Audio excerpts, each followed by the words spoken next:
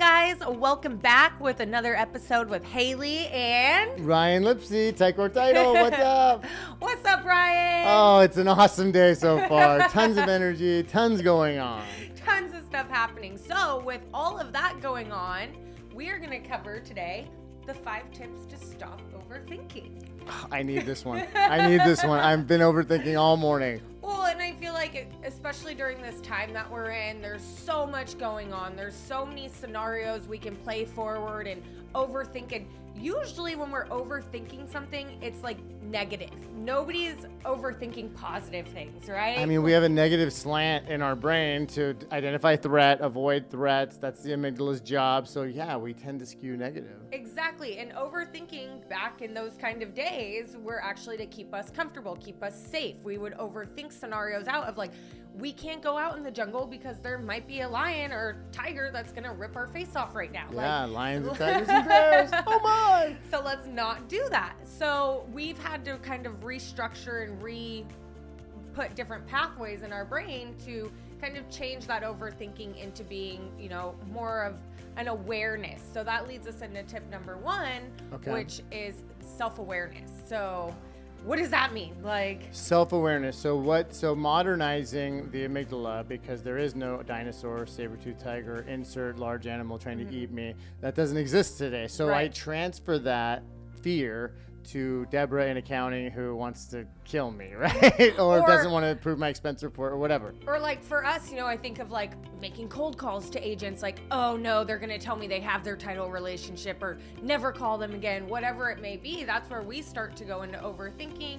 Any kind of business structure, you can kind of go into overthinking of like, well, this isn't going to be the perfect plan, so it must not work, right? I overthink, and then by virtue of that, I think of all the obstacles, all the things that could go wrong are nicely cataloged in my brain for me. Exactly, which kind of leads us in to tip number 2. Which is stop trying to be perfect. Yes. I think all of us have a little bit of perfectionism or some kind of goal of perfect we want to get to. And I think we're in a place finally where done is better than perfect. That means we're continuing and to stay in action, but perfection is the enemy of progress and growth. Because like we both love Rob Dial, and he talks about give yourself the beginner's mindset. Basically what that means is allow yourself to mess it all up and figure it out, right? Fuck it up and figure it out is what he says. Well, and we're all just trying to do our best here. We're all like, Ryan puts it in a perspective sometimes of like, we are this little microscopic being in an entire, like, remember being kids where you'd lay on the grass and you'd like look at the clouds and you'd like make up all these like pictures or like, oh, that one looks like a dog or thing. And we don't like as adults really do that anymore, but it really puts in perspective of how small we are here. And we're all just trying to do our best. So done is better than perfect. I mean, just continue, give yourself grace, give yourself what the imperfections you've had in the past. Forgive yourself, leave it in the past, get in the present, do the action, and you will progress. You might mess some things up, but you got to break some eggs to get to an omelet, right? Straight up. Exactly. Which number 3, you can't control everything. So stop. Stop. Right? I mean, and I want to. I want this person to say that thing, and I want what I want, and I don't want what I don't want. And if those things don't happen, I suffer. Well, and I think like having a sense of control, an example I listened to was, his dad was an alcoholic father. And so in his life, he never had control over if his dad was picking him up on time or if his dad was going to be drunk when he was going to be picking him up or what all the scenarios. So his whole life was full of uncertainty. Yeah. And that means he was trying to control everything when he got to be a business owner. And he had to realize like, that was from my past that I'm trying to control all of these aspects of my life, which to Ryan's point, like fuck it up and figure it out. Like we can't control everything. We can't control a traffic jam on the 5 because there's a accident. We can't control these kinds of things. So we just got to like let it go. The best we can get is the illusion of control, because think about it. I can't even control the thoughts that pop into my head. No. I have involuntary thoughts. We all have involuntary like thoughts. 60,000 of them. And this is our brain. Shouldn't we be able to control what's popping into it?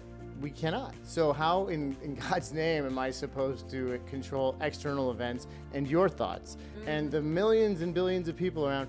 So little is in our control. So that's why we talk about what is in my control, my activities. You know, I never got on the Peloton and didn't get off, right? Yet, right?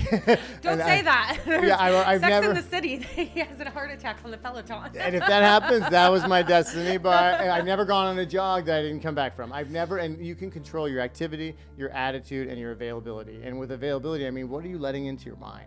What podcasts are you listening? What books are you reading? Is it all garbage TV? Is it all gossip? Is it all negativity? Well, it's no wonder if we're planting those seeds that's the flowers we get. Exactly. So when we kind of just let it go and let things happen the way it's supposed to happen, that's when we have true fulfillment, because usually things don't happen as much as we overthink to the bad scenarios that it's going to happen.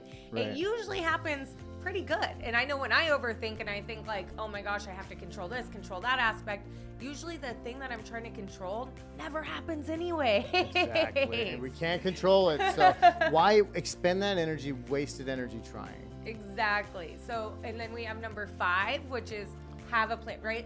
Awareness, perfection, control. The other one, and then have a plan. Have a plan, right? Yeah. So when we find ourselves overthinking, yes, to have the plan to be, sorry guys, we're like, what's our overthinking plan here? We are overthinking this. But when you start to overthink, like for me, I get it down. I'm like, write it all down. That's my plan. And I'm going to see how I can attack it. What's something that I can put my efforts into and making sure that I'm going to at least do 100% of what I can control on here. That's really good. So have a plan, write it down, whether it be jumping jacks, taking your dog on a walk when you start to overthink. What is that comes up for you when you start to overthink, to have a plan? So you have to start with being self-aware though, to know when you're overthinking.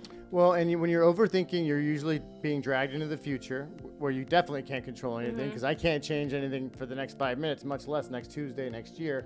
So when you get out of yourself and do jumping jacks, get into moving your body, get into breath, do 10 count deep breaths, because your body is only in the present tense. And the mind wants to go to the future, and the mind wants to go to the past, to regret or to anxiety. But if I breathe and I bring myself to here, then I can center myself. Then I have a shot at being present. If I can get out of that pattern interrupt of overthinking and bring myself back to have a plan to do 10 push-ups, to go grab a bubble water out of the fridge and walk outside and let the sun hit my face for 5 minutes, to do something to interrupt the pattern of overthinking.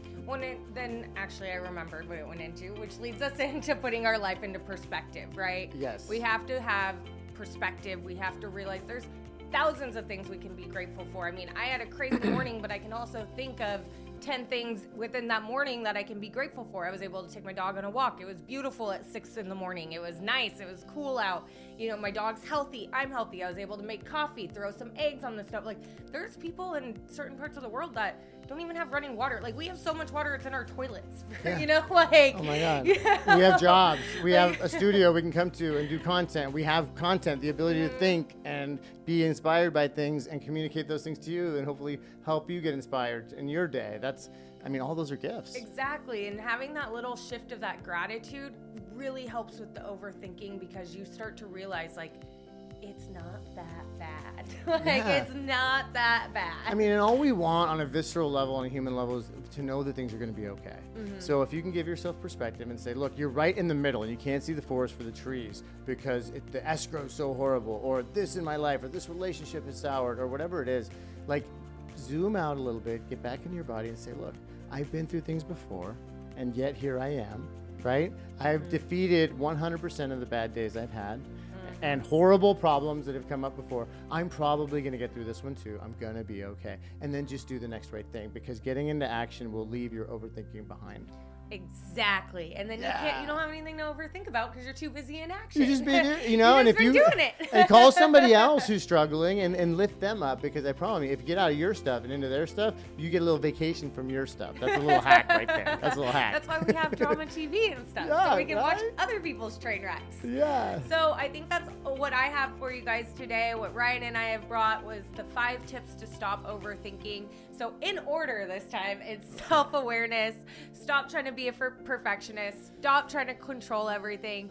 Get your life into some perspective. Give you some perspective of, like, hey, it's not that bad. These are what I have. And then have a plan when you start to get overthinking and overwhelmed about what you're thinking about. So great work. Yeah. All right. We hope that helps you guys. I hope there's value there for you and gets you through some overthinking fits. Exactly. I'm Haley. I'm Ryan. Until next time. Thanks, guys. Bye. Bye.